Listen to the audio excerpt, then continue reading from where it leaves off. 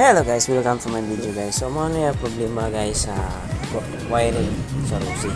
So kung saan na ako testing dia sa signal light sa wire, wala yung supply kung gawa si guys. Mo yung problema na guys, makita na ako diri sa iyang flexible loose. Makita nyo guys mo na yung problema yung wiring. So short din siya. Kung iliko na ako siya, sige nimili ko, matanggal dito sinumpay ano. Yung problema ng wiring sa Rusi, dagan kayo sumpay-sumpay. Tapos electrikalan lang nila tag 2 inch lang. So di gid safety. So akong gibuhat ako lang sumpayan ng wire para dili siya short.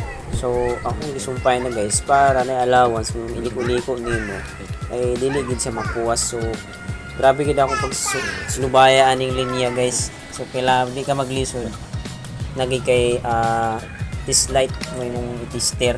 So muna akong discarding guys. So aron na siya supply guys, kay iwag na siya supply.